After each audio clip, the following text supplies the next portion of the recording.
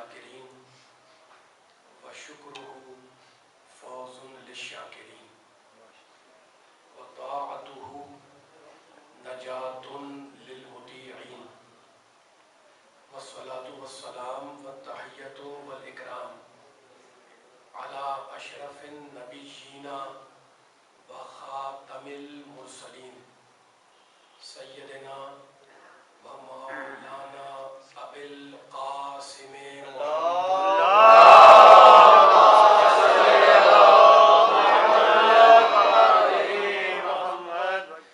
واہل بیتہ الطیبین الطاہرین المعصومین المظلومین اما بعد فقد قال اللہ سبحانہ وتعالی فی محکم کتابہ المبین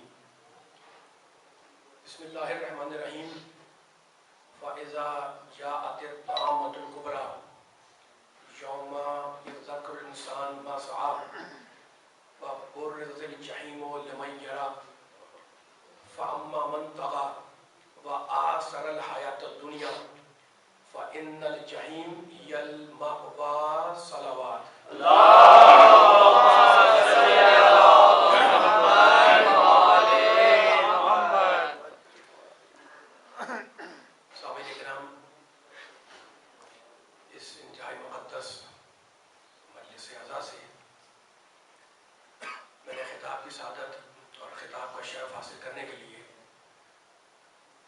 سورہ مبارکہ نازعات کی چند آیتوں کو آج کی اس مجلس کا موضوع سخن قرار دیا ہے۔ قرآن پڑھنے والے، قرآن سننے والے تشریف فرمائیں۔ رب کائنات، پروردگار عالم، خالق ارض و سما، ارحم الراحمین، اکرم الاکرمین، اجود الاجودین، ان آیتوں میں ارشاد فرما رہا ہے فَإِذَا جَاءَتِ الطَّامَّةُ الْكُبْرَى، اللہ کہہ رہا ہے فَإِذَا جَاءَتِ الطَّامَّةُ الْكُبْرَى، جب وہ مصیبت اور قیامت کی گھڑی آ جائے۔ فَإِذَا جَاءَتِ الطَّامَّةُ الْكُبْرَى یوم یتذکر الانسان ما سعی، جب قیامت کے دن، قیامت کی گھڑی اور قیامت کا وقت آ جائے تو اللہ کہہ رہا ہے سورہ نازعات میں جا کے دیکھیں، وہ دن ایسا ہوگا کہ جب ہر انسان اپنے ان اعمال کو یاد کرے گا جو وہ دنیا میں انجام دے کر آیا ہے۔ وَبُرِّزَتِ الْجَحِیمُ لِمَنْ یَرَى، ایک جملہ قرآن مجید کا ہے اور میں چاہ رہا ہوں کہ آیتوں کو پڑھ کر آپ کو ہدیہ کر کر کوئی پیغام دینا چاہ رہا ہوں۔ ہر سننے والے کے لیے پیغام ہے، میرے لیے پیغام ہے، ہر نسل کے لیے پیغام ہے۔ وَبُرِّزَتِ الْجَحِیمُ لِمَنْ یَرَى، اور اللہ کہہ رہا ہے کہ وہ دن ایسا ہوگا کہ جب جہنم کی بھڑکائی ہوئی آگ لوگوں کے نگاہوں کے سامنے ہوگی۔ اب کہتا ہے فَأَمَّا مَنْ طَغَى وَآثَرَ الْحَیَاةَ الدُّنْیَا، تو جس نے بھی، قرآن کی آیتیں ہیں، جس نے بھی دنیاوی زندگی کو آخرت پر ترجیح دی، فَأَمَّا مَنْ طَغَى وَآثَرَ الْحَیَاةَ الدُّنْیَا، جس نے دنیا میں طغیان کیا، سرکشی کی، وہ شخص جو سرکش بن گیا دنیا میں، اور جس نے حیات دنیا کو آخرت پر ترجیح کی، تو اللہ کہتا ہے فَإِنَّ الْجَحِیمَ هِیَ الْمَأْوَىٰ، تو یقیناً ایسے انسان کا ٹھکانہ، اس کی پناہ گاہ جہنم ہے۔ سبحان اللہ، اللہ بول رہا ہے فَأَمَّا مَنْ طَغَىٰ، جس نے طغیان کیا، سرکشی کی، وَآثَرَ الْحَیَاةَ الدُّنْیَا، لیکن قرآن کا ایک لفظ ہے، اسی سے میں ایک جملہ سننے والوں کو ہدیہ کرنا چاہ رہا ہوں، اس لیے بار بار ترجمہ کر رہا ہوں۔ جس نے سرکشی کی، جس نے دنیا کو ترجیح دی، کس پر؟ آخرت پر۔ فَإِنَّ الْجَحِیمَ هِیَ الْمَأْوَىٰ، تو جہنم یعنی جہنم اس کا ٹھکانہ، اس کا ماوا، اس کی پناہ گاہ ہے۔ بلکہ یہی نہیں کہا اللہ نے، اس کے بعد کہتا ہے وَأَمَّا مَنْ طَغَىٰ، جس نے سرکشی کی، جس نے طغیان کیا، جس نے دنیا کو ترجیح دی آخرت پر، اس کا ٹھکانہ جہنم ہے۔ وَأَمَّا مَنْ نَفْسَ الْهَوَىٰ فَإِنَّ الْجَنَّةَ هِیَ الْمَأْوَىٰ، لیکن اللہ کہتا ہے کہ افراد ایک نہیں ہیں، افراد دو قسم کے ہیں، ایک وہ جو دنیا کو ترجیح دیتا ہے آخرت پر، اور دوسرا کون ہے؟ وَأَمَّا مَنْ خَافَ مَقَامَ رَبِّهِ، جو دنیا میں خوف الہی میں پوری رات کھڑا ہوا تھا۔ وَأَمَّا مَنْ خَافَ مَقَامَ رَبِّهِ وَنَهَى النَّفْسَ عَنِ الْهَوَىٰ، اور جس نے اپنے کو دنیا میں خواہش نفس سے روک کے رکھا، ہوگا اس کے لیے؟ کہتا ہے فَإِنَّ الْجَنَّةَ هِيَ الْمَأْوَىٰ، تو یقیناً ہم آخرت میں جنت کو اس کا ٹھکانہ بنائیں گے. سبحان اللہ. تو فرمائیے گا ایک گروہ اللہ نے کیا کہا؟ فَأَمَّا مَن طَغَىٰ، جو سرکشی کرے، طغیان کرے اور کیا کرے؟ دنیا کو ترجیح دے آخرت پر. فَإِنَّ الْجَحِيمَ هِيَ الْمَأْوَىٰ، تو جہنم اس کا ٹھکانہ ہے. اور دوسرا مقام کیا کہتا ہے؟ وَأَمَّا مَنْ خَافَ مَقَامَ رَبِّهِ، جو یاد الہی میں دنیا میں اللہ کے خوف میں کھڑا ہوا تھا اور جس نے اپنے آپ کو خواہش نفس سے بچا کے رکھا، فَإِنَّ الْجَنَّةَ هِيَ الْمَأْوَىٰ، تو اس کا انجام، اس کے منزل، اس کا ٹھکانہ، اس کا ماوا، اس کی پناہ کا جنت ہے. میں نے ان 7-8 آیتوں کو ترجمہ کیا آپ کے سامنے، سورہ نازعات کی چھوٹی چھوٹی آیتیں ہیں. دیکھیں ایک جملہ بنیادی طور پر جو آغاز گفتگو کہنا ہے آپ سے، وہ یہ کہنا ہے کہ جتنے بھی مکی سورے ہیں، آپ جب قرآن کی تلاوت کرتے ہیں کھولتے ہیں تو دیکھا تھا سورۃ المکیہ، یہ مکی سورہ ہے. کہیں لکھا تھا سورۃ المدنیہ، یہ مدنی سورہ ہے نا. تو ایک بنیادی بات جو آپ سے کرنی ہے نوجوانوں سے، بزرگوں سے، بچوں سے، وہ یہ کہ دیکھیں جتنے بھی مکی سورے ہیں ان میں اللہ نے 2 عقیدوں پر بہت زیادہ زور دیا. ایک عقیدہ توحید اور دوسرا عقیدہ قیامت. یعنی بار بار اللہ نے ان 2 عقیدوں پر مکی سوروں میں زور دیا. اور اس کا سبب کیا ہے؟ پروردگار کیوں مکی سوروں میں ان 2 عقیدوں میں زور دے رہا ہے؟ اس لیے کہ مکی سورے اس سماج، اس معاشرے میں آئے جس سماج میں نہ خدا کو ایک مانا جاتا تھا، نہ قیامت کا کوئی تصور پایا جاتا تھا. اللہ صاحب حکمت ہے، اللہ حکیم علیہ اطلاق ہے. اس نے مکی سورے میں بار بار ذکر کیا 2 عقیدوں کا. توحید، اللہ کو ایمان لاؤ، اللہ کو ایک مانو. کیوں؟ اس لیے کہ اس معاشرے میں، اس سوسائٹی میں، اس سماج میں خدا کو ایک نہیں مانا جاتا تھا اور نہ قیامت کا کوئی واضح تصور پایا جاتا تھا. اچھا، تو اب یہ آیتیں جو میں نے آپ کے سامنے تلاوت کی، ان آیتوں میں پروردگار نے قیامت کا تذکرہ کیا، جیسے کہ میں نے ترجمہ کیا آپ کے سامنے. اور قیامت کو یاد، بڑی اہم گفتگو ہے، تھوڑی سی باریک بات ہے، خوش بات ہے، لیکن میں ایک نصیحت دینا چاہ رہا ہوں. قیامت کو یاد دلا کے اللہ نے ان آیتوں میں انسان کے آغاز اور انجام پر گفتگو کی. کیسے گفتگو کی؟ خود تو کہہ رہے ہیں پروردگار، کیا کہتا ہے؟ وَأَمَّا مَن طَغَىٰ، وہ دن کیسا عجیب ہوگا. اللہ کہہ رہا ہے وہ دن کیسا عجیب ہوگا جب ہر انسان کو اپنے اعمال کی فکر لگی ہوگی، اپنے اعمال کو یاد کر کے پریشان ہوگا. انسان یتذکر الانسان ما سعی، جو اس نے دنیا میں کیا ہے، اللہ کہہ رہا ہے وہ وہاں یاد کر کے پریشان ہو رہا ہوگا. وَبُرِّزَتِ الْجَحِیمُ لِمَن یَرَىٰ، اور جہنم کی بھڑکی ہوئی آگ نگاہوں کے سامنے ہوگی. ٹھیک ہے. اس کے بعد کیا کہتا ہے؟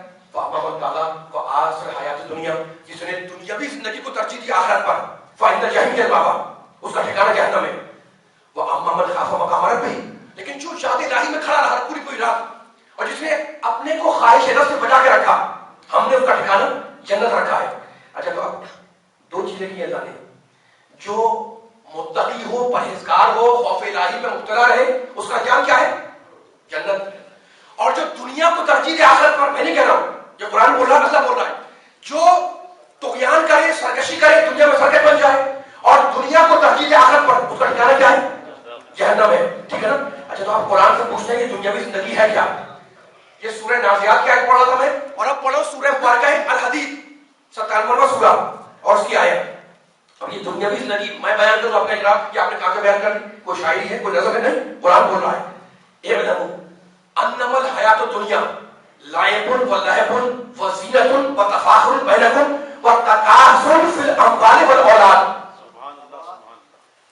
آیتیں پڑھنا چاہو تاکہ وہ سورہ نازعات کی آیت، یہ آیت سورہ الحدید کی 57ویں سورہ کی آیت. اللہ کہتا ہے دنیا کی زندگی کو ترجیح دو کہ ٹھکانہ تمہارا جہنم ہے. ہماری دنیا زندگی ہے کیا؟ یہ دنیا کی زندگی ہے کیا؟ کہتا ہے علم، جان لو، علم حاصل کرو، جان لو، آگاہ ہو جاؤ. انما الحیات الدنیا، میں نہیں بول رہا ہوں، اللہ بول رہا ہے، انما الحیات الدنیا لعب ولہو، یہ جو دنیا کی زندگی ہے یہ کھیل ہے، تماشا ہے. کھیل ہے، تماشا ہے. مالک اور کیا ہے؟ وزینت، اور یہ دنیا کی زندگی کیا ہے؟ زینت ہے. وتفاخر بینکم، اللہ بول رہا ہے جو پیدا کرنے والا ہے، وہ مالک، وہ قہار، جبار، متکبر، وہ ارحم الراحمین، وہ بول رہا ہے کہ جو تمہاری زندگی ہے یہ کھیل ہے، تماشا ہے، زینت ہے. وتفاخر بینکم، اور یہ دنیا کی زندگی ہے یہ ایک دوسرے پر دنیاوی سرمائے کے ذریعے فخر جتلانا ہے.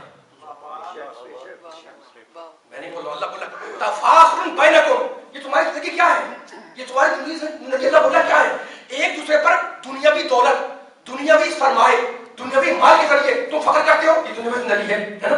تو دنیا کی زندگی کیا ہے، دنیا کی زندگی کیا ہے، زینت ہے. دنیا کی زندگی کیا ہے، دنیا کی زندگی اپنی قیمتی زندگی کو فقط دنیاوی کام میں خرچ کر دینا، یہ ہے دنیاوی زندگی. ٹھیک ہے. تو اللہ کہتا ہے کہ جو دنیا میں الجھ گیا، دنیا کو ترجیح دے، اس کا ٹھکانہ جہنم ہے. یہ تو قرآن کی آیت تھی. اور اب میرے نبی کی حدیث جو محدث نے لکھی، نبی فرماتے حب الدنیا راس کل خطیئۃ. میرے نبی نے فرمایا کہ جتنے بھی گناہ ہو رہے ہیں ان کی بنیاد دنیا کی محبت ہے. یہ ضروری پیغام کے جو میں بیان کر رہا ہوں میں نہیں بول رہا، میرا نبی بول رہا ہے، ہمارا نبی بول رہا ہے، جس کی امتی ہے. حب الدنیا راس کل خطیئۃ، وہ قرآن کی آیت، یہ نبی کی حدیث. قرآن کیا کہتا ہے، اگر دنیا کو ترجیح دی فائنل جہنم کے بابا تو تمہارا ٹھکانہ جہنم ہے. اور اگر مقام رب میں، مقام خوف میں، اللہ کی یاد میں کھڑے رہے تو تمہارا ٹھکانہ جنت ہے نا.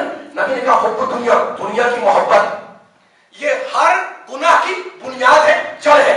محدث نے لکھا کہ میرے نبی ایک مقام سے گزر رہے تھے، نبی کی نگاہ سنیے گا، نبی کی نگاہ پڑی ایک مری ہوئی سڑی ہوئی بکری پر. کہنے لگے والذی نفسی بیدہ، خدا کی قسم، اس ذات کی قسم جس کے قبضے قدرت میں میری جان ہے. خدا نبی کہہ رہے خدا کی نگاہ میں اس دنیا کی قیمت اس سڑی ہوئی بکری سے بھی کم ہے. یہ تنقیدی جملے ہیں، ذرا سا میرا ساتھ دے سننے والے تاکہ فیصلہ ہو جائے. وہ قرآن کی آیت کیا آیت، قرآن کی فَأَعْظَمَ اللَّهُ، جو طغیان کرے، جو سرکشی کرے، جو حد سے بڑھ جائے ہے نا، اور دنیا کو ترجیح دے آخرت کے اوپر، فَإِنَّ جَهِنَّ الْمَأْوَىٰ، تو ہم نے اس کا ٹھکانہ جہنم رکھا ہے. وَأَمَّا مَنْ خَافَ مَقَامَ رَبِّهِ، لیکن جو جہاد الہی میں پوری رات کھڑا رہا، وہ نہى النفس عن الهوى. اور اب یہ جملہ بڑا قیمتی ہے جو بار بار ترجمہ کر رہا ہوں، اپنے آپ کو خواہش نفس سے اس نے روک کے رکھا. فَإِنَّ الْجَنَّةَ هِيَ الْمَأْوَىٰ، تو ہم نے اس کا ماوا، اس کا ٹھکانہ، اس کی پناہ گاہ، اس کی منزل، اس کا مقام جنت کو بنایا ہے. ٹھیک ہے. اب میں کیوں نہ کہنا چاہ رہا ہوں، میں نے دنیا کے سلسلے میں اتنی آیات آپ کے سامنے پڑھ دی جس میں اللہ نے قیامت کا ذکر کیا، انسان کے آغاز میں بات کی، انسان کے انجام میں بات کی ہے نا. ذرا ہم دیکھتے ہیں لغت میں دنیا کے معنی ہے کیا. دنیا عربی کا لفظ ہے، اردو میں بولتے ہیں. دنیا کے معنی انتہائی حقیر ہے. توجہ کریے گا، دنیا کے معنی انتہائی پست ہے. آپ اردو میں کہتے ہیں جناب میں ادنا انسان ہوں ہے نا، ادنا ہی کا مؤنث ہے دنیا. تو دنیا کے معنی کیا ہے، انتہائی کم، انتہائی حقیر شے کا معنی ہے دنیا. اور علی کے معنی کیا ہے، جو بہت بلند ہو، جو بلند ہو وہ کم کو منہ نہیں لگاتا.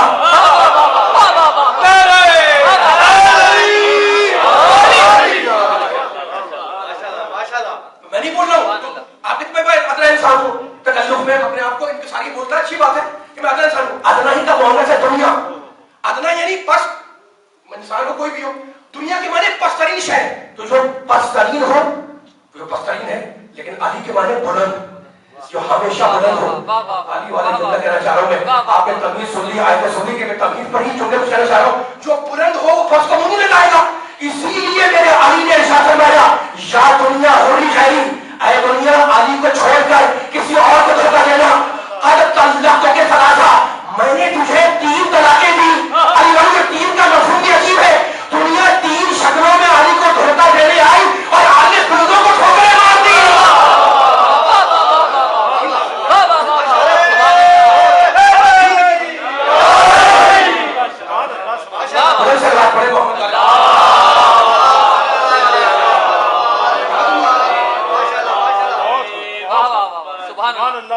دنیا کے معنی کیا ہے، بس جو حقیر ہو. بس علی کے معنی بیٹھے ماشاءاللہ مولا علی کے چاہنے والے. میں نے مولا علی کے جملہ سنایا آپ کو.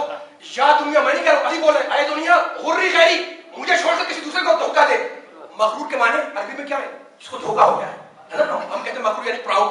عربی میں کیا ہے، غری غیری، مجھے چھوڑ کر کسی اور کو دھوکہ دے. کیوں، حضرت طلقتک ثلاثا، اس لیے کہ میں نے تجھے 3 طلاقیں دی. دیکھو 3 طلاقوں کا مفہوم میں نے بیان کر دیا، لیکن اب بنیادی جو محبتیں ہیں وہ 3 ہی تو ہیں. جان کی محبت، اولاد کی محبت، مال کی محبت. علی کہتے ہیں میں نے جان کی محبت بھی ختم کی.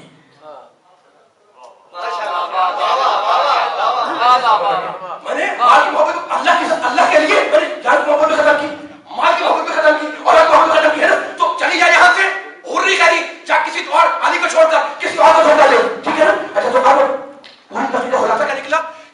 دنیا کو ترجیح دے آخرت پر کو ٹھکانا جہنم. میں بھی بول رہا ہوں سورہ نازعات جا کے آپ کھولیں گے تو آپ کو آیت مل جائے گی. اور جو مقام جو خوف میں کھڑا رہا مقام رب میں اپنے رب سے ڈر کر فإن الجنة هي المأوى, اس کا ٹھکانا جنت ہے. تو جو دنیا کو جو سرکش ہو, جو طغیان کرے, جو آغاز میں دنیا میں سرکشی کرے, اس کا ٹھکانا جہنم. اور جو آغاز میں اپنے کو خواہش نفس سے بچا کے رکھے, اس کا ٹھکانا جنت ہے. اب ایک جملہ کہنا چاہ رہا ہوں, دیکھیں جو متقی ہے, جو اپنے آپ کو خواہش نفس سے بچاتا ہے, اس کا ٹھکانا اللہ نے جنت رکھا ہے نا. یہ خواہش نفس کسی ایک درجے پر نہیں ہے, خواہش نفس کے درجات ہیں. میں تھوڑا سا ٹائم دے رہا ہوں تو جملہ ظاہر ہونے پائے علمی سماعتیں میں سامنے بیٹھی ہوئی ہے اور علمی جملہ سننے والوں کو یہ کہنا چاہ رہا ہوں, جو خواہش نفس ہے یہ بڑی خطرناک چیز ہے. یعنی فقط ہم تو گناہگار ہیں, انسان ہم ہیں. جو فرشتہ ملک معصوم ہے, نبی ہے, وہ بھی اس خواہش نفس سے بچا نہیں. آپ کہیں گے جناب آپ نے کیسے کہہ دیا بھائی فرشتہ ملک معصوم ہے, بے گناہ ہے, بے خطا ہے نا, لیکن خواہش نفس درجات ہے. اتنی خطرناک چیز ہے کہ اس نہ ملک بچا نہ نبی بچا. میں نے جناب کہاں لکھا ہوا, میں جھوٹ بول رہا ہوں. جب اللہ نے قرآن میں آدم علیہ السلام کی خلافت کا اعلان کیا کہ میں ایک خلیفہ بنانے والا ہوں, تو فرشتوں نے اپنی خواہش نفس کا اظہار کیا یا نہیں؟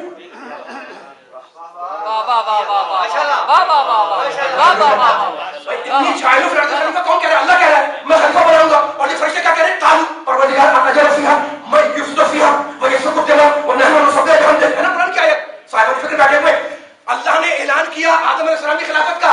فرشتے کہنے کہ پروردگار تو اسے خلیفہ بنائے گا جو زمین پر خوریزی کرے, جو زمین پر فراز کرے, جو زمین پر فساد کرے. ہم تیری تسبیح کرتے ہیں, ہم تیری تقدیس کرتے ہیں, ہے نا. خواہش نفس پیدا ہوئی نا. آدم کے مقابلے پر فرشتوں میں خواہش نفس پیدا ہوئی. بہت باریک اور بڑی نازک منزل جہاں سے میں لے کے آ رہا ہوں اور کان پوچھ کے لایا ہوں اتنے مدر سننے والوں کو. آدم علیہ السلام کی خلافت کی منزل پر فرشتوں میں خواہش نفس پیدا ہوئی. اللہ نے ڈانٹ دیا انی عالم و ما لا تعلمون, فرشتوں خاموش ہو جاؤ, جو میں جانتا ہوں وہ تم نہیں جانتے. قرآن پڑھ رہا ہوں میں, انی عالم و ما لا تعلمون, جو میں جانتا ہوں وہ تم نہیں جانتے. تو آدم کے مقابلے پر آدم کی خلافت کے مقابلے پر فرشتوں میں خواہش نفس پیدا ہوئی, ہے نا. اب خواہش نفس کہاں جا رہی ہے, اور وہ فرشتہ خواہش کے معنی کوئی خیال آنا, کوئی تصور آنا, کوئی دماغ میں کوئی سوچ کو تھنک آ گئی, ہے نا, یہ ہے خواہش, یہ ہے خیال. وہ فرشتہ اس کے خیال میں آیا, دماغ میں آیا کہ پوری کائنات میں اس وقت مجھ سے زیادہ عبادت کرنے والا فرشتہ کوئی نہیں ہے نا. ایک مرتبہ بالوں پر نوچے گئے, سب کا سنا واقعہ ہے, اور ایک ویران سنسان جزیرے میں اسے چھوڑ دیا گیا. فرشتوں میں خواہش نفس آئی نا. آدم علیہ السلام کی خلافت کے مقابلے پر بھی آئی, اور عبادت کے منزل میں فرشتے نے بولا کہ مجھ سے بڑا کوئی عبادت کرنے والا ہوگا. تو فرشتوں میں خواہش نفس پیدا ہوئی. یہ تو فرشتوں کا ذکر تھا. اور اب نبی ہیں, چھوٹے نبی نہیں, بہت بڑے نبی. کتنے بڑے نبی؟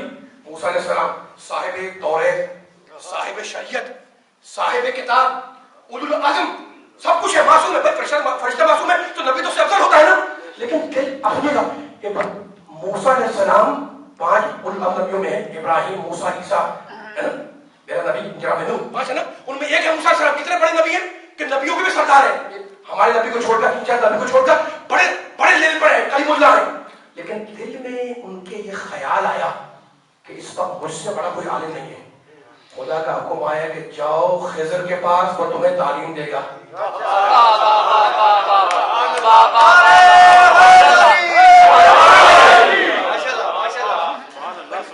جتنا خواہش نفس کو دیکھے, خواہش نفس کی کیٹیگریز ہیں. ایک تو گناہگار کرتا ہے, لیکن معصوم فرشتے ان میں خواہش پیدا ہوئی. آدم کے خلافت کے مقابلے پر فطرت کے دماغ میں خیال آ گیا کہ مجھ سے بڑا عبادت کرنے والا کون ہے. بالوں پر نوچ دیے گئے, ایک جزیرے میں ڈال دیا گیا. اور فرشتہ نہیں, ملک نہیں, جبریل نہیں, میکائیل نہیں, موسیٰ علیہ السلام صاحب شریعت ہے, اولو العزم ہے, معصوم ہے, امام ہے, بڑی شخصیت ہے. دل میں خیال آیا کہ مجھ سے بڑا عالم کون ہوگا. خدا کو آیا جاؤ موسیٰ ہمارے ایک بندے کے پاس, وہ تمہیں خضر کے پاس, وہ تمہیں بہت سے علوم کی تعلیم دے گا. تو ہم نے دیکھا کہ معصوم ہے فرشتہ, معصوم ہے انبیاء, لیکن خواہش فرشتوں میں نہیں آئی, خواہش نبیوں میں نہیں آئی. ٹھیک ہے نا. اچھا, تو آپ کسی بھی کام کے کرنے کے 4 اسٹیجز ہیں. یہ 4 اسٹیجز میں نے اگر بیان کر دیے تو آل محمد کے چاہنے والوں کو ایک انشاءاللہ خوبصورت نتیجہ حاصل ہونے والا ہے. آپ نے اتنی آیتیں سن لی ہے, آپ سنیے گا. کوئی بھی کام کرتے ہیں, آپ کریں, یہ کریں, وہ کریں, میں کریں, کوئی بھی کریں, کسی بھی کام کرنے کے 4 سٹیجز ہیں, یہ ذہن میں رکھیے گا. خواہش نفس فرشتوں میں بھی ہے, خواہش نفس نبیوں میں بھی ہے, حالانکہ سب معصوم ہے لیکن خواہش نفس ہے, ٹھیک ہے نا. اب میں آل محمد کے شان میں جملہ کہنا چاہ رہا ہوں, میں کوئی بھی کام کرتے ہو تو اس کے 4 درجے ہیں. کوئی میں ہوں کہ آپ, پہلا درجہ کیا ہے, ذرا سے باریک بات ہے کہ میں مثال دے کے سمجھا رہا ہوں. بسم اللہ. کوئی بھی کام کریں گے تو پہلا درجہ ہے کہ اس کام کا علم ہو. اگر انسان چاہے لیکن پتہ ہی نہیں کیا ہے, کیا کیسے کام کرے گا, تو پہلی منزل جو آئے گی وہ کام کی کیا ہے, کام کا علم ہو, ہے نا. دوسری علم ہو گیا تو ہو گیا کام, نہیں. دوسری منزل یہ ہے کہ اس کام کرنے کی خواہش ہو.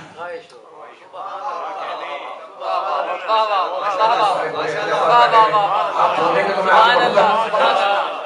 میں اگر کوئی کام جانتے نہیں میں کیا کام کروں گا, ٹھیک ہے نا, میری کوئی فیلڈ نہیں ہو, میں جا کے کچھ کیا کام کروں. تو پہلی منزل کیا ہے, 4 منزل. پہلی منزل کہ کام کا علم ہو. دوسری منزل آپ اتنے بیدار بیٹھے ہوئے جو یہ بڑی بات میں رفت کر رہا ہوں, دوسری منزل کام کی خواہش ہو. تیسری اچھا خواہش میری ہے کہ میں اربعین کتنی کربلا میں ہوں لیکن میں ارادہ نہیں کرتا, تو تیسری منزل ہے ارادہ ہو.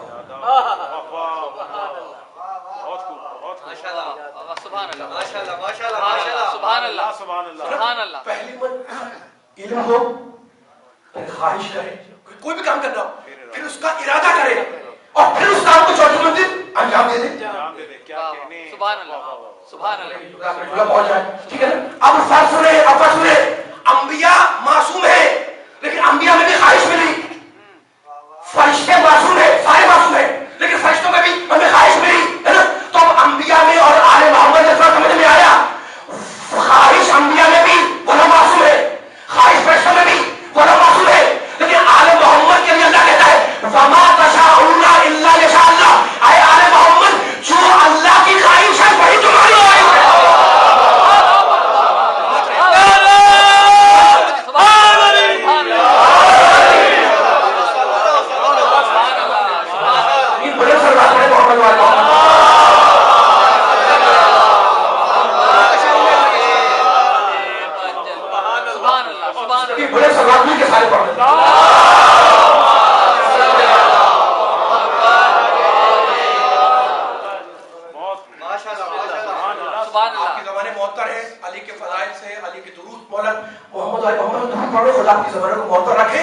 ہمیشہ محمد علی محمد کیسے کیسے, لیکن میں بیان کو آگے لے جا رہا ہوں, ٹھیک ہے. تو جو دنیا کو ترجیح دے آخرت پر, اس کا ٹھکانہ کیا ہے, جہنم ہے.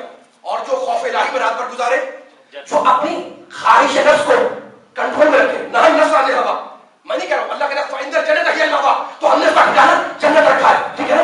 اچھا تو آپ پھر ایک جملہ کہنا چاہ رہا ہوں, پنجتن کے ماننے والے بیٹھے ہوئے ہیں, اتنی باریک باریک باتیں آپ نے سن لی ہے. خواہش کے حوالے سے ہم جملہ کہہ رہے تھے, فرشتے, ہم سارے فرشتوں کا احترام کرتے ہیں, فرشتے معصوم ہیں, فرشتے معصوم ہیں, لیکن خواہش میں لفظ چھوٹے نہیں, ہے نا. فرشتے معصوم ہیں لیکن خواہش اللہ کی ناپسند نہ کرا پائے. انبیاء سارے معصوم, اور جو اولو العزم ہو اس کا تو درجہ ہی اور ہے, لیکن خواہش ہمیں فرشتوں میں ملی, انبیاء میں ملی. یہ انبیاء کا درجہ, یہ فرشتوں کا درجہ, اور وہ آل محمد کا درجہ جہاں خواہش بھی معصوم ہے, ارادہ بھی معصوم ہے. آپ نے اپنی خوشخبری میں کہہ دیا, خوشخبری میں نہیں کہہ دیا. میں پھر کہہ رہا ہوں, میں آل محمد کا درجہ وہ ہے, آل محمد کی چاہنے والے بیٹھے جہاں پر خواہش بھی معصوم, تو سمجھو کہیے گا, میں بغیر دلیل کے دعویٰ نہیں کر رہا ہوں. آل محمد وہ ہے جن کی خواہش بھی معصوم, جن کا ارادہ بھی معصوم, جن کا عمل بھی معصوم. 3 درجے ہیں نا, خواہش ہوگی تو عمل کریں گے, پھر اس کے بعد ارادہ کریں گے تو عمل کریں گے, اور پھر تیسرے مرحلے پر آ کر عمل انجام دے دیں گے. تو خواہش آل محمد کون ہے, جن کی خواہش معصوم, ارادہ معصوم, عمل معصوم. تو 3 معصومیت آ گئی ہے, 3 قسمتیں آ گئی. پہلی قسمت کیا ہے, خواہش معصوم. دوسری قسمت کیا ہے, ارادہ معصوم. تیسری قسمت کیا ہے, عمل معصوم, ہے نا. اب مجھے نہیں پتا سننے والے میرا ساتھ دیں گے نہیں, اب میں آیت اخیر پڑھا ہے, انما یرید اللہ ہے. سب کے ذہن میں یہ آیت بھی ہے, سورہ احزاب کا تیسرا سورہ, اور آیت کا ترجمہ بھی ہے. میں پڑھ رہا ہوں تاکہ ہم ملا لیں ان 3 معصومیتوں سے اس آیت کو. انما یرید اللہ لیذھب عنکم الرجس اہل البیت ویطہرکم تطہیرا. ماشاءاللہ ماشاءاللہ, تطہیرا, ہے نا. اب سنیے گا ترجمہ. اے آل محمد جتنے پیچھے بیٹھے ہو, جتنے داؤں بیٹھے میرے ساتھ دیکھا, اے آل, بہت طویل گفتگو نہیں کرنی مجھے آپ کی مجلس میں, لیکن میرا مقصد یہ ہوتا ہے کہ ممبر پہ آؤں تو قرآن کو بھی پیغام سننے والے تک پہنچ جائے. قرآن پر ایمان رکھنے والے, قرآن کو सुनने वाले, कुरान का एहतराम करने वाले, कुरान के हर बात मानने वाले, बुजुर्ग बच्चे नौजवान मेरे सामने बैठे हुए, अब उन जुमलों को इस आयत से मिला है। अल्लाह कहता है, ए आले मोहम्मद, अल्लाह ने तय किया है, क्या तय किया है? लियुज़हिबा अन्कुम रिज्सा अहल बैत, कि तुमको ए अहल बैत तुमको नजासत से दूर रखेगा। लियुज़हिबा अन्कुम रिज्सा अहल बैत, नजासत को आले मोहम्मद हम तुमसे दूर रखेंगे। अब मुझे बताएं, जिससे नजासत दूर हो वो ताहिर है या नहीं? अल्लाह मुकम्मल हो गया। लियुज़हिबा अन्कुम रिज्सा, ऐ आले मोहम्मद, अल्लाह ने तय किया है कि वो नजासत को तुमसे दूर रखेगा। जिससे नजासत दूर हो वो ताहिर है ना। अब आगे कहने की जरूरत नहीं थी, लेकिन अल्लाह कहता है वो ताहिरकुम, तुम्हें ताहिर रखेगा। ये दूसरा लफ्ज़ आ गया। पहला लफ्ज़ जब आया था कि हम नजासत को दूर रखेंगे, ताहरा साबित थी, जरूरत थी कहने की, लेकिन अल्लाह कहता नहीं, वो पहला लफ्ज़ था। दूसरा लफ्ज़ कहता है वो ताहिरकुम, तुम्हें ताहिर रखेगा। दूसरा लफ्ज़ हो गया। और तीसरा लफ्ज़ कहता है तत्हीरा, जो हक है ताहिर रखने का। तो आपने देखा कि एक आयत के अंदर अल्लाह ने 3 लफ्ज़ों को रखा। क्यों रखा? पर लाना यह था कि आले मोहम्मद उस कमाल इस्मत पर फाइल है जहां ख्वाहिश भी मासूम है, इरादा भी मासूम है, अमल भी मासूम है।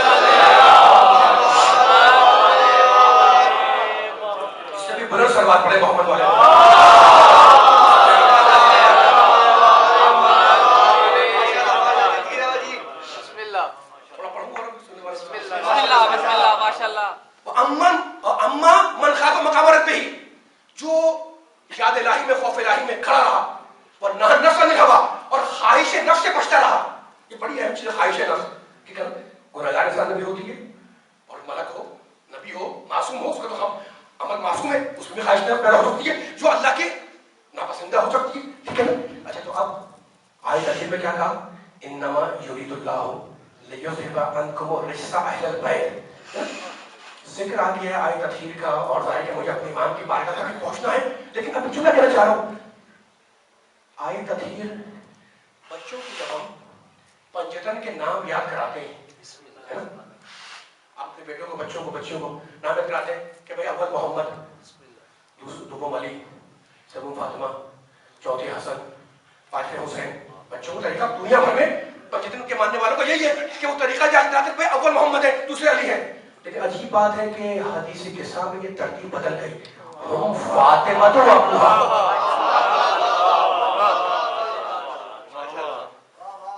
हम फातिमा तो बहुत तवील नहीं करूंगा आज तक, जहां आप थक जाएंगे मैं छोड़ दूंगा, मसाइल पे 2 मिनट बयान करूंगा। लेकिन अब आपका मूड है इंशाल्लाह, जिनमें इतने बारी बारी आपने सुन लिए तो हदीस किस्सा पे 2 मिनट बयान करना चाहूंगा। हम फातिमा तो वो अबूहा व बालुहा व बनुहा, है ना, इसमें फातिमा है। और फातिमा अबूहा उनके बाप है, वह बालुहा और उनके शौहर, वह बनुहा और उनके बेटे हैं। ठीक है, अच्छा, तो अब बीबी को कहते हैं मरकज़े दायरा इस्मत।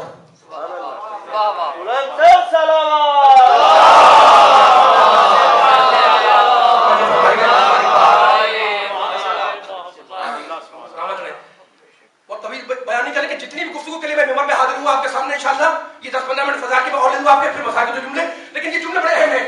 बीबी को कहते हैं मरकज़े दायरा इस्मत, ठीक है ना। अच्छा, तो अब बढ़ते यानी आयत तखीर जब नाज़िल हुई तो पंजतन पाक मौजूद थे ना। अच्छा, आयत तखीर है 14 मासूमीन उसमें शामिल है तखीर के अंदर। जब नाज़िल हुई तो पंजतन पाक मौजूद थे, ये तो तफसीरों में लिखा हुआ है, शान नुज़ूल में लिखा हुआ है। लेकिन आयत तखीर में सब है, लेकिन आयत तखीर है बनामे फातिमा।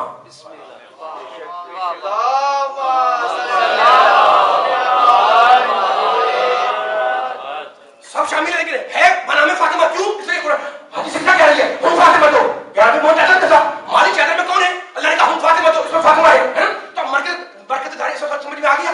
रसूल की मौजूदगी है, अली मौजूद है, हसन मौजूद है, लेकिन मरकज़े तारुफ है सैयदा। मरकज़े तारुफ है सैयदा, मरकज़े दायरा इस्मत इसलिए कहते हैं। अच्छा, तो मैं बार बार कह रहा हूँ मरकज़े दायरा इस्मत, ठीक है, आसान लफ्ज़ों में बयान कर रहा हूँ। भाई कोई पूछ ले हमसे, जनाब ये मरकज़ क्यों कह रहे हैं आप, और मरकज़ होता क्या है और ये दायरा क्या होता है, तो आप جواب دیں گے. میں نے پوچھا جناب یہ مرکز کیا ہوتا ہے؟ آپ نے کہا جناب مرکز کہتے ہیں پوائنٹ کو اور دائرہ کہتے ہیں سرکل کو. بڑی سانسی بات ہے, بہت اچھی بات ہے. بچپن میں سارا آدمی پڑھتا ہے, جو میٹری میں میتھ میں پڑھتا ہے کہ پرکار رکھا, اس کی ایک ٹانگ رکھی اور اس سے یہ وہی مرکز بنایا پوائنٹ, ٹھیک ہے نا, وہ کہلاتا ہے مرکز. اور جب آپ نے پرکار کو گھما دیا تو دائرہ بن گیا, وہ دائرہ بن گیا سرکل. ایسے ہی ہوتا ہے نا. یہ تو بڑی آسان سی بات ہے. اب اگر ہم سے اور آپ سے پوچھ لے جناب کہ یہ تو سمجھ میں آ گیا ہمارے کہ جو پوائنٹ ہے وہ مرکز ہے, جو دائرہ ہے وہ سرکل ہے, لیکن دائرہ صحیح بنا یا غلط, اس کی پہچان کیا ہے؟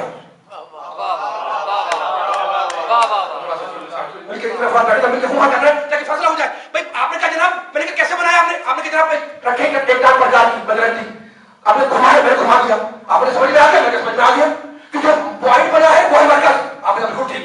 میں نے کہا تو میں نے گھمایا اور جو دائرہ بنا وہ ہے سرکل. آپ نے ٹھیک. آپ کو سوال کرتے ہم سے آپ سے کہ جب دائرہ صحیح بنائی ہے یا نہیں, اس کی پہچان کیا ہے؟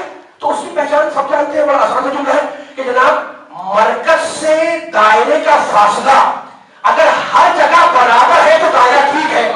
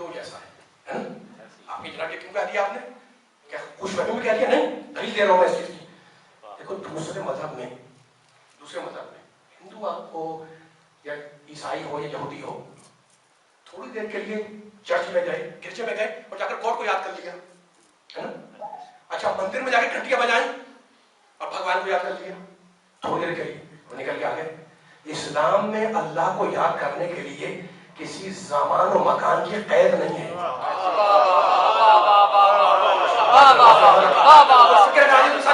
کیوں اسلام میں اللہ کو یاد کرنے کے لیے کسی زمان مکان کی قید نہیں ہے, یہاں یاد کرو یہاں نہیں کرو اور جہاں کرو یہاں نہیں کرو, نہیں. کیوں کیوں قید نہیں ہے؟ اس لیے کہ اسلام میں اللہ اگر کسی مکان میں بند ہوتا ہے تو یاد کرنے کے لیے مکان کی شرط ہوتی ہے. سبحان اللہ سبحان اللہ سبحان اللہ سبحان اللہ. نعوذ باللہ, میں سمجھانے کے بول رہا ہوں. اسلام میں اللہ اگر کسی زمانے میں اسیر ہوتا تو اس کو یاد کرنے کے لیے فلاں وقت ہوتا, فلاں مکان ہوتا, فلاں جگہ ہوتی, فلاں محلہ ہوتا, فلاں شہر ہوتا. نہیں, اسلام میں اللہ کسی زمانے میں کسی مکان میں بند نہیں ہے. فلاں مکان ہے, فلاں زمان ہے, وہ مکان سے پہلے, وہ زمان سے پہلے, ٹھیک ہے. لیکن عجیب بات ہے, عجیب بات ہے, اس کے باوجود کہ اللہ جانے کے جب میرے نبی کی حدیث بھی آپ کو حدیث سنا دوں, میرے نبی فرماتے ہیں جعلت لی الارض مسجدا وطہورا, اللہ نے اس پوری زمین کو میرے لیے محل سجدہ بنایا. تاکہ معتبر ترین کتابوں میں یہ حدیث ہماری موجود ہے کہ نبی کہتے ہیں یہ پوری زمین, مکہ نہیں, فقط مدینہ نہیں, پوری زمین, پوری ارض میرے لیے کیا ہے؟ محل سجدہ ہے. تو اب نبی نے کہہ دیا, ہم نبی کے امتی ہیں, چاہنے والے ہیں, ماننے والے ہیں, ان کی شریعت پر عمل کرتے ہیں, تو اب جہاں بھی سجدہ کریں, نبی کہتے ہیں ہر زمین میرے لیے محل سجدہ ہے. شرائط کے ساتھ جہاں بھی سجدہ کرو گے اللہ قبول کرنے والا ہے. تو پوری زمین, کوئی شہر, کوئی ملک نہیں, کوئی محلہ نہیں, پوری زمین محل سجدہ ہے, طے شدہ ہے. لیکن اس کے باوجود اسلام نے جب درجات عبادت کا ذکر کیا تو اعلان کیا کہ دیکھو تمہارا گھر وہ ہے جسے تمہارا گھر کہا جاتا ہے, مسجد وہ ہے جسے اللہ کا گھر کہا جاتا ہے. تمہیں اپنی ذاتی کام کرنے ہو تو وہاں کرو جہاں تمہارا گھر ہے. سب نے بولنے ہیں مجھے اس کی تمہید مان رہا ہوں میں. تمہیں اگر اپنے ذاتی کام کرنے ہو ذاتی کام ہے تمہارا, منع نہیں کر رہا, لیکن وہاں کرو جہاں تمہارا گھر ہے. اور اگر اللہ کی بندگی کرنی ہے, اپنیت کرنی ہے, اللہ کی بندگی کرنی ہے تو وہاں کرو جہاں اس کا گھر ہے. اب گھر کا ذکر آ گیا, کون سننے والا ہے جو یہ نہیں جانتا جناب گھر بناتے ہیں, اب آپ اسلام آباد میں بنائیں یا کراچی میں بنائیں, کہیں بنائیں, گھر بناتے ہیں تو ایسے نہیں کہ فوراً چار دیواری کھڑی کر دی, نہیں, نقشہ پاس کرواتے ہیں. اچھا نقشہ پاس کرواتے ہیں تو ہر آدمی کی اپنی پسند ہے. وہ کہتا ہے جناب یہاں ڈرائنگ روم ہوگا, یہاں بیڈ روم ہوگا, یہاں ڈائننگ روم ہوگا, یہاں مہمان خانہ ہوگا, یہاں زنان خانہ ہوگا. اسلام آواز دے رہا ہے کہ اگر یہ مانتے ہو کہ جو کھانے کی جگہ ہے وہاں کھانا چاہیے, جو سونے کی جگہ ہے وہاں سونا چاہیے, تو اتنا اور مانو کہ تمہاری زندگی کے کام تمہارے گھر میں انجام پائیں. یہ کاموں کی معراج ہے اور اللہ کی بندگی کے کام اس کے گھر میں انجام پائیں. اسی معراج کا نام ہے نماز.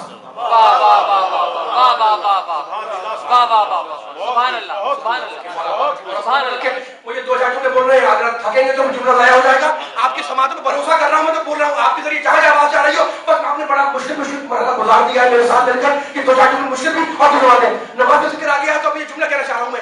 دیکھیں کسی نے پوچھا میرے امام سے, امام موسیٰ کاظم علیہ السلام,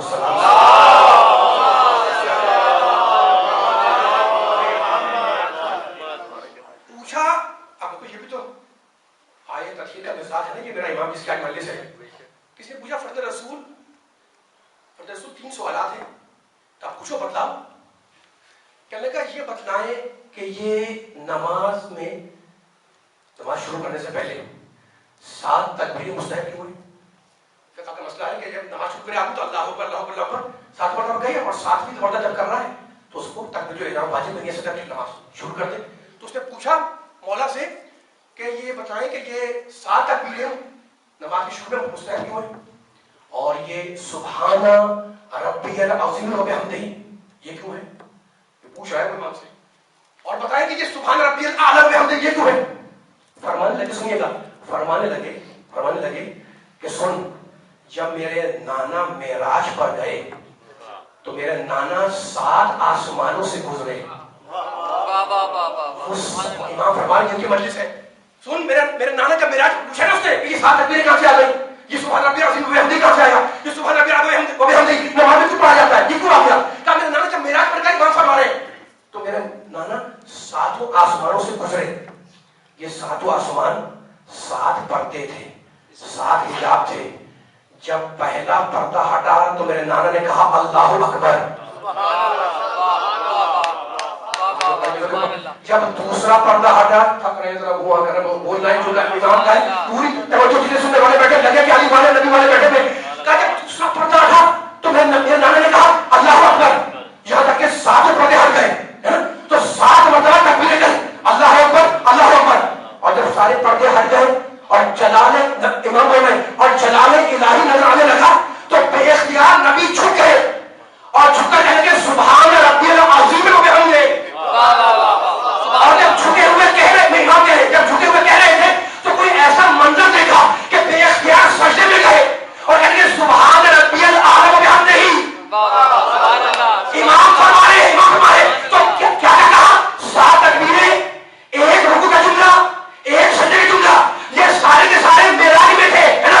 اب مجھے بتائیں علی والے بیٹھے ہوئے, نماز کیا ہے, الصلاۃ معراج المومن, نماز مومن کی معراج ہے. امام نے بتلا دیا کہ اللہ چاہتا ہے کہ جو میرے حبیب نے اپنی معراج میں انجام دیا تو مجھے اپنی معراج میں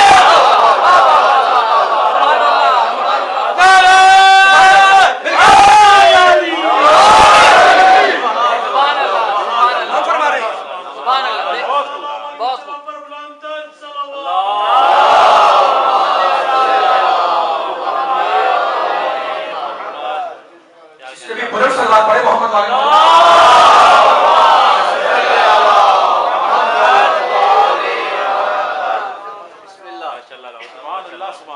بیان بہت طویل نہیں کروں گا, مصاحف پڑھ دیں مجھے. امام کا ذکر سننے کے لیے بیٹھے ہوئے, اب ذکر آگے میرے مولا کا ظاہر ہے کہ ان کی شب ہے. ایک جملہ اور کہنا چاہ رہا ہوں, تھا کہ تو نہیں ہے میرے ساتھ چلیے گا, ٹھیک ہے نا. تو اب جو شریعت کی اور نماز کے اسرار و رموز سے اتنا باخبر ہو، خود اس کی نماز کا عالم کیا ہوگا؟ جو شریعت کے، جو احکام کے، جو نماز کے اسرار سے، رموز سے اتنا باخبر ہو کہ معراج کی بات بتا دیں، خود اس کی نماز، خود اس کی عبادت، خود اس کی شریعت، خود اس کی عبادت، اس کی بندگی کا معیار، اس کا کمال کیا ہوگا؟ یہی سبب ہے کہ جب دشمن نے، سمجھے گا، جب دنیا جس قید خانے کو زندان سمجھ رہی تھی، میرے امام نے اسی قید خانے کو ابدیت کی معراج بنایا۔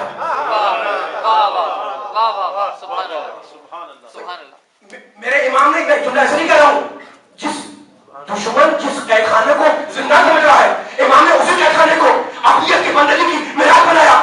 یہی کردار تھا، یہی تقدیر والا کردار تھا، یہی آیت تقدیر کا کردار تھا، یہی باقیدہ کردار تھا کہ حکومت کی کرائے پر، مشہور واقعہ ہے، حکومت کی نمائندہ عورت امام کو بہکانے آئی، لیکن بہکا نہ سکی، بلکہ امام کے سجدے کو دیکھ کر خود سجدہ ریز ہو گئی۔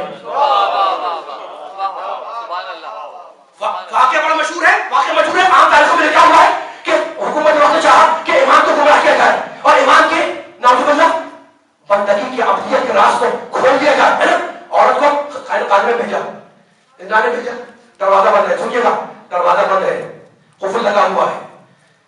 ایک مرتبہ اس عورت نے دیکھا کہ امام کی زبان پر تسبیح پروردگار ہے اور فضا میں کچھ آوازیں گونج رہی ہیں۔ اب جو سر اٹھایا تو دیکھا آسمان کے دریچے کھلے ہوئے، جنت کا نظارہ نگاہوں کے سامنے ہے اور لبیک لبیک اپنی کی صدائیں گونج رہی ہیں۔ بس وہ ضبط نہ کر سکی، بے ساختہ سجدے میں گر گئی۔ رات گزر گئی، نہ اس کا سر اٹھا نہ ان کا سر اٹھا۔ رات گزر گئی، نہ امام کے سر اٹھا سکتے تھے، نہ اس عورت کے سر اٹھا سکتے تھے۔ حکومت کو خبر ہوئی، حکومت پریشان ہے، عورت کو اٹھایا، کھیلتے ہوئے باہر لائے۔ ایک جملہ کہنا چاہتا ہوں میں، حکومت نے بھیجا تھا نا، حکومت کی کرائے کی عورت ہے، اسے بھیجا ہے امام کو گمراہ کرنے کے لیے، کھیل کے باہر لائے۔ پوچھا خلیفۃ المسلمین نے کہ تو نے کیا کیا؟ خلیفہ نے پوچھا کہ تو نے کیا کیا؟ تو نے کس آدمی نے بھیجا تھا اور تو نے کیا کر دیا؟ اور اس بچہ کیسا ہو رہا تھا؟ کہنے لگی میں کیا کرتی، میں نے اس بندے خدا کو اس ماحول میں دیکھا کہ عبادت کا اس سے بہتر ماحول نہیں تھا۔ اور کیا رہی ہے، میں نے اس بندے خدا کو اس ماحول میں دیکھا کہ وہ عبادت کا حسین ترین ماحول تھا۔ پھر مجھے یاد نہیں رہا کہ میں کس لیے آئی، مجھے یاد نہیں رہا کہ میں کس لیے آئی، میں بھول گئی، ہے نا؟ اب میں آئی والوں کے سامنے ایک جملہ کہنا چاہتا ہوں، مجھے بتائیں حاکم وقت کے لیے، اس زمانے کے حاکم کے لیے کیا مشکل تھا؟ بھئی عورت کو پیسے دیے تھے نا، کام کیا نہیں اس نے، ہے نا؟ وہیں پر اپنے لوگوں کو حکم دیتا، وہ اسے کڑا کھول کے دفن کر دیتے۔ یہ ضرورت کیا تھی کہ دربار میں لایا جائے؟ بیان کر رہا ہوں، توجہ فرمائے۔ آپ کی ذہنوں پر ایک جملہ کہنا چاہتا کہ ایک اعتراض سے جواب مل جائے۔ بھائی اس نے کو پیسہ دیا ہے، اس نے کام نہیں کیا، ہے نا؟ اب کچھ جرم تو ثابت کرنا نہیں ہے، حکومت کے لوگ ہیں وہ دیکھ رہے ہیں، جرم تو ثابت ہو چکا ہے، تو وہیں پر کھڑا ہو کر اس کو زندہ درگور کر دیتے، اس کو مار دیتے۔ یہ کیش کا لا کر دربار میں لانے کی ضرورت کیا تھی، ہے نا؟ تو یہی تو ہے شان امامت کہ کرائے کی حکومت کی، کرائے کی عورت امامت کے فضائل سنا رہی ہے۔ جلسہ حکومت کا، مقررہ حکومت کی، فضائل امامت کے۔ لوگ ہم سے پوچھتے ہیں کہ دشمنوں کی کتابوں میں علی کے فضائل کہاں سے آ گئے؟ جب ساری دنیا علی کی دشمن تھی تو بڑی بڑی کتابوں میں یہ علی کے فضائل کہاں سے آ گئے؟ تو یہی تو میں کہتا ہوں کہ جب اللہ باقی رکھنا چاہے تو فضائل کتابوں میں بھی آتے ہیں، درباروں میں بھی آتے ہیں۔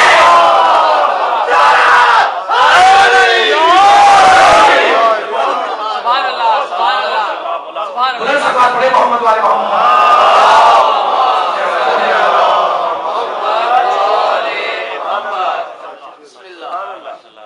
ہم سے پوچھتے ہیں کہ جناب علی کے فضائل بڑی بڑی کتابوں میں دربار کیسے آتے ہیں؟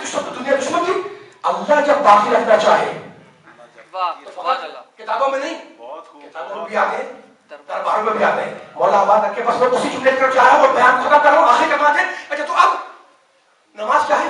مومن کی معراج، الصلاۃ نبی کی حدیث، معراج مومن کی معراج ہے۔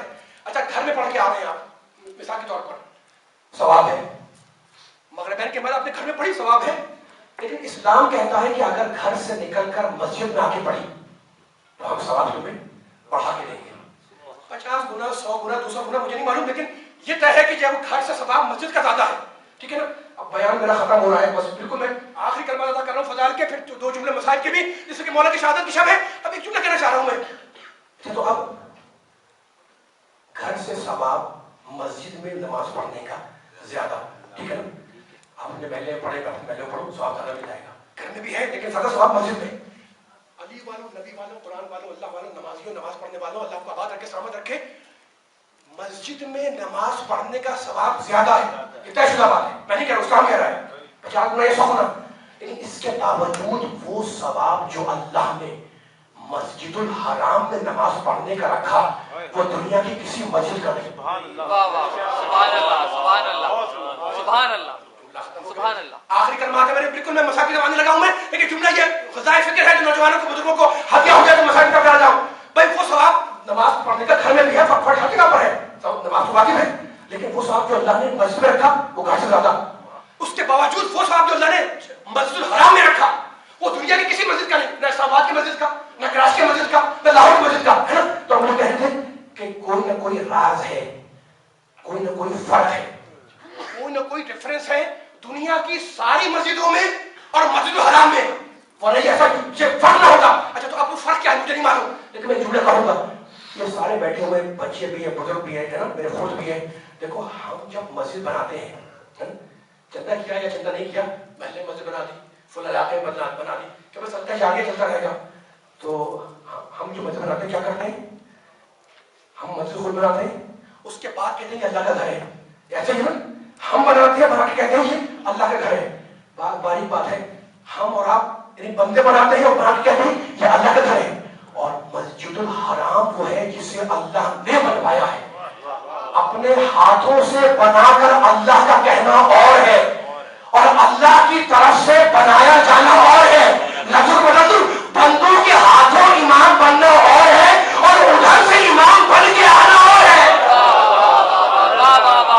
سبحان اللہ سبحان اللہ سبحان اللہ سبحان اللہ. ماشاء اللہ ماشاء اللہ. اپنی طرف سے بنایا جانا اور ہے، اور اللہ کی طرف سے بنایا جانا اور ہے. بندوں کے ہاتھ امام بننا اور ہے، اور ادھر سے امام بن کے آنا اور ہے. تو بیان میرا ختم ہو گیا، آخری کلمات ہے. اچھا تو آپ ایک جملہ سن کے، مسلمان شوق عبادت میں کہ ثواب مجھے زیادہ مل جائے گا، گھر سے نکلا وضو کر کے مسجد میں آیا ہے نا.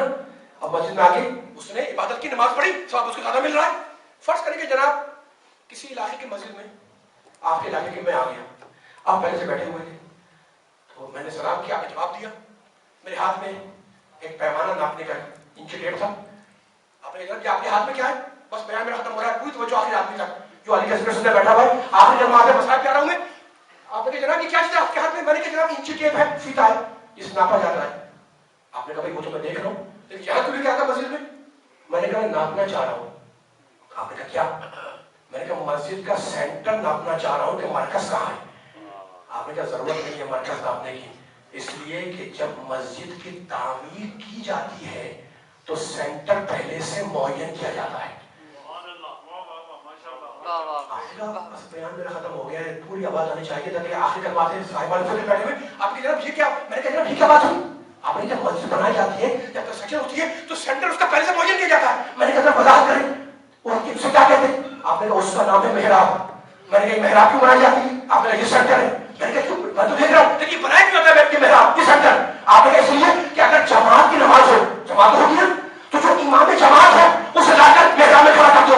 میں نے کہا جناب مجھے سمجھ میں آ گیا، لیکن مجھے اتنا بتا دیں کہ جناب 500 نمازی ہے تو آپ نے 500 کو ہٹا دیا اور جو امام جماعت تھا اسے لا کے محراب میں کھڑا کر دیا، اس کا مطلب کیا ہے؟ آپ نے کہا میں نے نہیں کھڑا کیا. اسلام کہہ رہا ہے کہ محراب میں لا کے کھڑا کرو امام جماعت کو. کیوں؟ اس لیے کہ جماعت کی مرکزی شخصیت ہے امام جماعت، اور مسجد کا مرکز ہے محراب. اصول یہ ہے کہ مرکز پہ وہ آتا ہے جس کی شخصیت مرکزی ہو. مرکز پہ وہ آتا ہے جس کی شخصیت مرکزی ہو.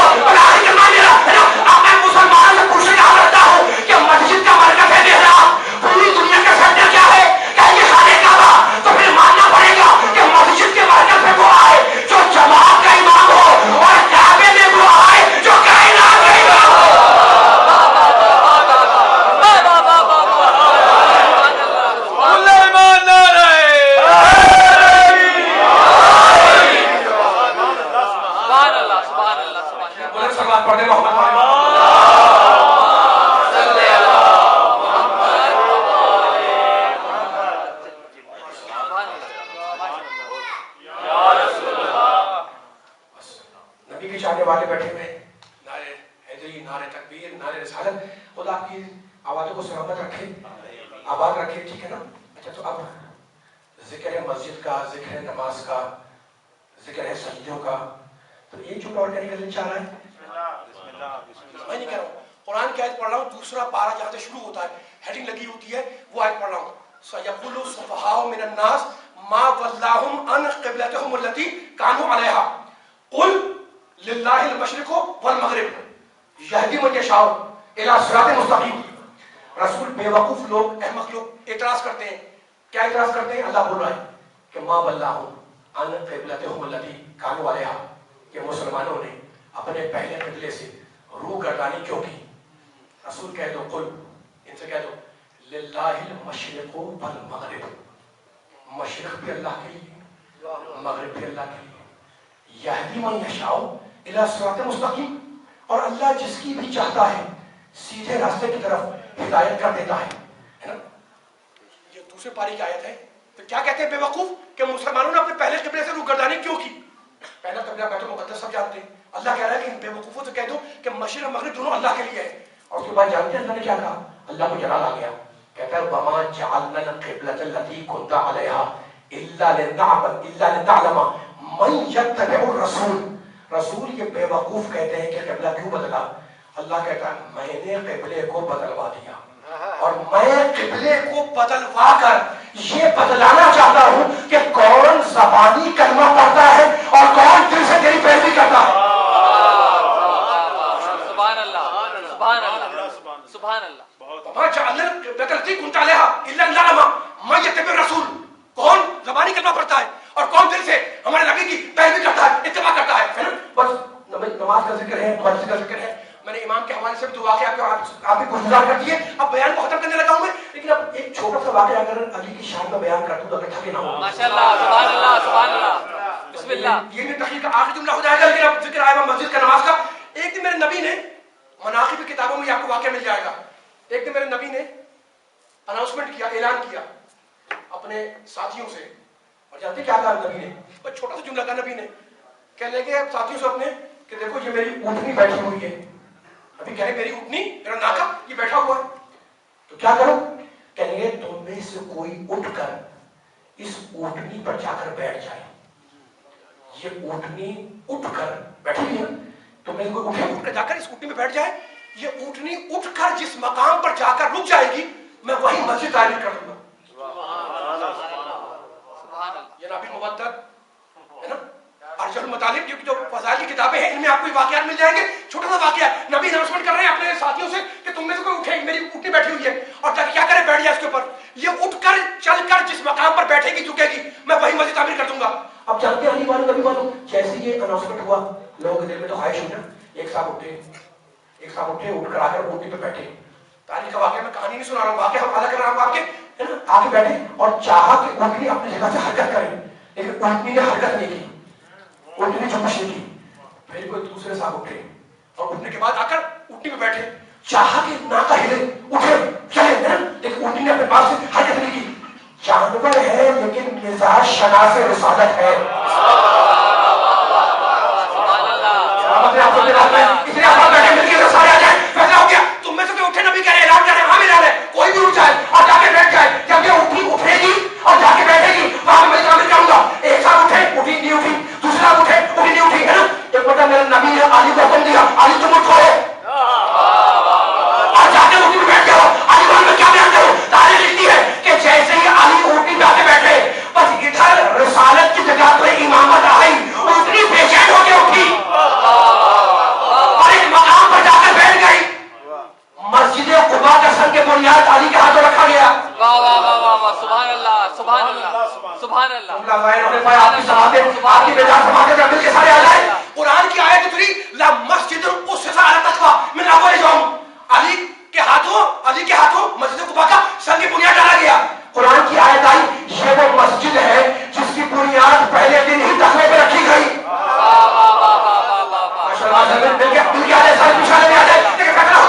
مسجد بن گئی, آیت اتر گئی, نبی مدینے چلے گئے, اس کا ختم ہو گیا. جانتے کیا ہوا, کس کا ختم ہو گیا, مسجد بن گئی, ہے نا. علی کے ہاتھوں بنیاد رکھی گئی علی نے. کچھ دنوں کے بعد کچھ لوگ آئے نبی کے پاس, واقعہ تاریخ میں یوں لکھا ہوا ہے, آئے اور آگے کہنے لگے یا رسول اللہ, اے اللہ کے رسول بھی ایک مسجد بنائی ہے, آپ تشریف لا کر وہاں پر نماز پڑھ دیں. اللہ کے رسول نے اللہ سے, اللہ کا نمائندہ ہے نا, اذن مانگا کہ میں جاؤں. اللہ کا حکم آیا اس مسجد میں جانا کیسا, نماز پڑھنا کیسا, اس کی بنیاد تو جہنم پہ رکھی گئی ہے. اللہ اکبر. یہ مسجد اپنے نمازوں کو لیے ہوئے جہنم میں اڑ جائے گی. اللہ کو حکم ہے جا رسول جا کر اسے جلا دو, اسے کھو دو, ہے نا. میں ہاتھوں کی باتوں پر پڑھ دیا, وہ کوئی مندر تھوڑی ہے, کیا گھنٹے بج رہے ہو, تیرا گھر ہے اور تو حکم دے رہا ہے کہ اسے کھول دو, اسے جلا دو. آگے بات کیا ہے, تو آج اپنے کی پروردگار جواب دے کہ مسجدیں دونوں ہیں, لیکن پہلے کی بنیاد علی نے رکھی, دوسری پہلے کے مقابلے پر بنی. میں اسے چلا کر دنیا کو پیغام دے رہا ہوں کہ کوئی بھی مقدس شے ہو اگر علی کے مقابلے پر آ جائے تو چلنے سے نہیں بچ سکتی.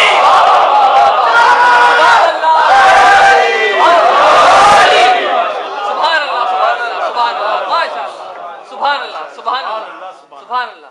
بس اس دیکھو عزت تو بڑی تھی, مصیبت تو بڑی تھی. شہادت کی شب ہے. اب رونے کے لیے ظاہر ہے کہ دو ہی جملے بیان کرنے ہیں, لیکن ایک جملہ سننا اور پوری حساسیت کے ساتھ سننا. عزیزانو, دنیا نے آل محمد کی جنازوں کے ساتھ کبھی کوئی اچھا سلوک نہیں کیا.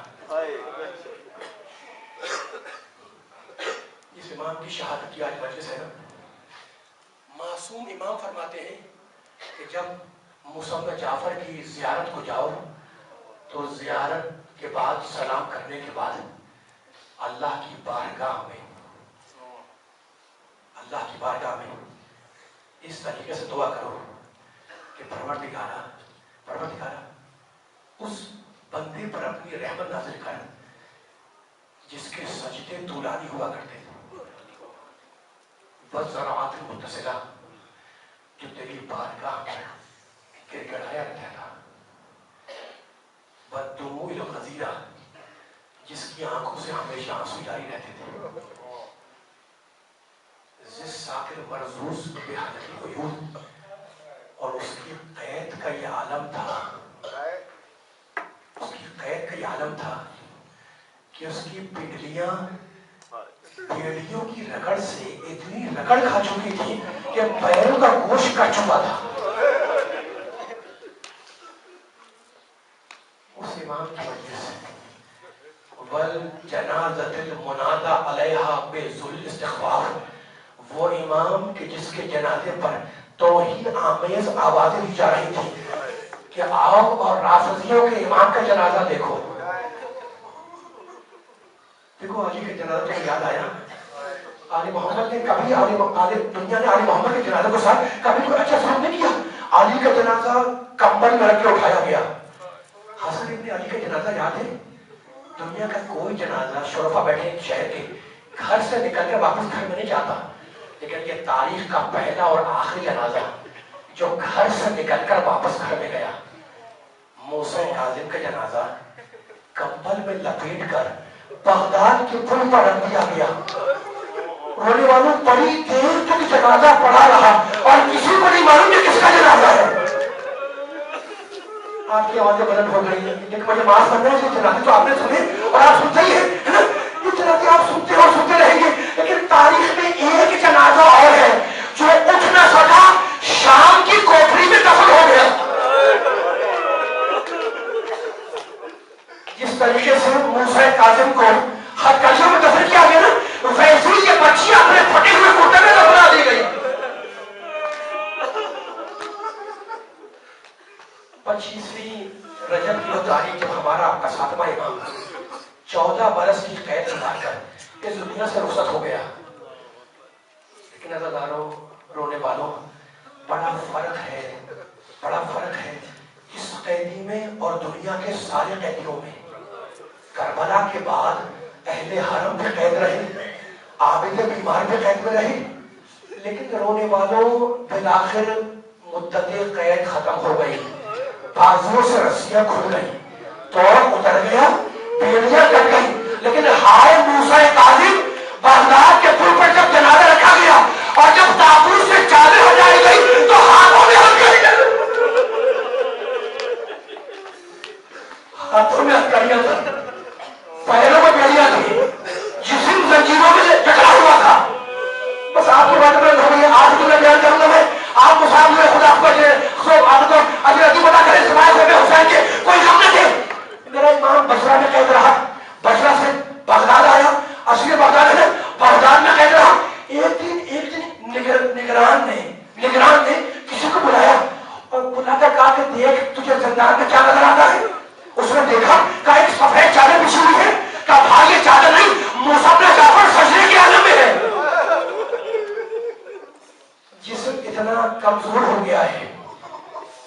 चादर में और जिस्म में फर्क महसूस नहीं होता।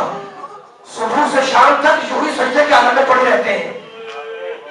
रोने वालों में हाथ जोड़ के जुमला कहूंगा कि शहजादा बड़ा मजलूम है, बड़ा मजलूम है। 14 बरस कैद में गुजर गए, 14 बरस कैद में गुजर गए, बड़ा मजलूम है। लेकिन मैं क्या करूं कि जब मेरे मौला का जनाजा उठा तो हजारों हजारों